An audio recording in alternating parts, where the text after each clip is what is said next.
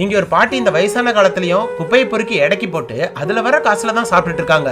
அப்படிப்பட்ட இந்த பாட்டியோட பேத்திக்கு அவ வேலை செய்யற இடத்துல ஒரு பிரச்சனையாகி 4 லட்சம் பணம் கொடுத்தாங்கன்னு சொல்றாங்க. ஆனா அவ்வளவு காசு இவங்க வாழ்க்கை ஃபுல்லா உழைச்சா கூட கிடைக்காது. அவ்வளவு கஷ்டத்தையும் மனசுல வச்சுக்கிட்டு தான் இங்க இருக்கிற அட்டை எல்லாத்தையும் எடுத்து போட்டுட்டு இருக்காங்க. அப்ப திடீர்னு பார்த்தா ஒரு பாக்ஸ்குள்ள கட்டுக்கட்டா பணம் இருக்கு. எண்ணி பார்த்தா 7 லட்சத்துக்கு மேல இருக்கு. இது அந்த ஆண்டவனே கொடுத்ததா நினைச்சு சந்தோஷப்படுறாங்க. இதுக்கப்புறமாவது வேலை செய்யாம கடைசி காலத்துல நிம்மதியா இருக்கலாம் நினைச்சிட்டு இருக்காங்க. அப்ப சடனா இவங்க முன்னாடி ஒரு கார் வந்து நிக்குது. உள்ள இருந்து 2 பேர் வந்து இங்க ஏதாவது பணம் இருந்ததை பாத்தீங்களான்னு கேக்குறாங்க. ஆரம்பத்திலே இந்த பாட்டி அவங்க கிட்ட இருக்கிற பணத்தை பத்தி சொல்லாம எவ்வளவு பணம் வச்சிருந்தீங்கன்னு ஃபர்ஸ்ட் கேக்குறாங்க. அதுக்கு அவரும் கரெக்டா 7 லட்சம் வச்சிருந்தேன், அது பையனோட காலேஜ் ஃபீஸ்க்காக வச்சிருந்தேன்னு சொல்றாரு. அதுக்கப்புறம் தான் அது அவரோட காசுன்னு கன்ஃபார்ம் பண்ணிட்டு அது அவர்கிட்டே கொடுத்துறாங்க. அதை வாங்கினவரு இந்த பாட்டியோட நேர்மைக்காகவே 1 லட்சத்தை எடுத்து கொடுக்கறாரு. ஆனா அந்த பாட்டி அந்த பையனோட படிப்புக்காக வச்சிருந்த காசு அது வேண்டான்னு சொல்லிட்டு அதை அந்த பையன்கிட்டே கொடுத்து ஒழுங்கா படிக்கணும்னு சொல்றாங்க.